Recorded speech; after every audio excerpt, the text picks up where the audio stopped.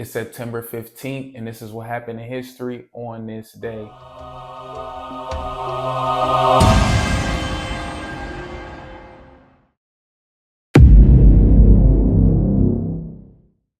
Let me take you back to the early 1800s, Central America. At this time, Spain owned it, controlled it, but there were a lot of regions in here that had their own unique identity. Now, going into the 1810s, these countries started revolting. They wanted political autonomy away from Spain. They wanted to be free of Spain's control.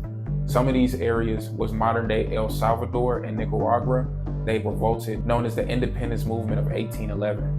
This led up to 1821. On September 15th, in Guatemala City, a council got together, wrote up, and signed the Act of Independence of Central America. Costa Rica, El Salvador, Nicaragua, Guatemala, and Honduras all declared independence on the same day, and they all celebrate this day currently as Independence Day simultaneously, all these countries, on September 15th.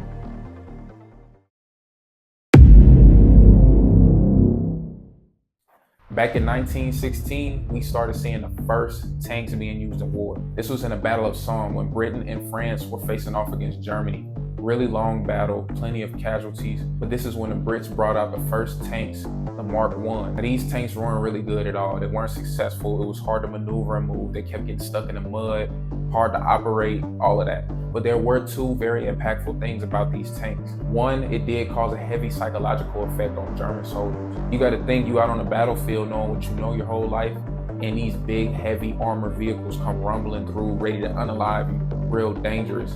Now, even though a lot of them didn't work as well, it did damage that German morale. The second impactful thing it did, it started advancing warfare into what we know today.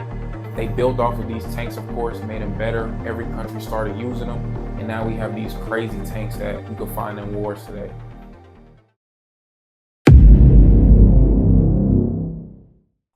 Now we're going back to 1963, Birmingham, Alabama. Now, a group of local Ku Klux Klan members decide to do some real evil shit and put sticks of dynamite under a church, 16th Street Baptist Church in Birmingham to be exact. Now, around 10:20 a.m., a 15-year-old Sunday school secretary named Carolyn received a call. The voice on the line said, "You have 3 minutes," and hung up. Less than a minute later, when 5 young girls were down in the basement getting changed into their choir robes, the bomb went off. Addie Mae Collins, Cynthia Wesley, Carol Robertson, and Carol Denise McNair passed away in this tragedy. Rest in peace to those children. It's really a different type of evil, almost unspeakable thing to attack somewhere where they're worshiping God, innocent people, unaliving little children. Man, listen, these dudes is gonna burn in the worst parts of hell. Now the question is, what did law enforcement do about it? See, in 1965, the FBI investigated and they knew who did it. 4 Klan members. Now, for some reason, it took them until 1977 to bring anyone to trial. And then it was only one guy, Robert Chambliss. He was convicted and sentenced to life in prison.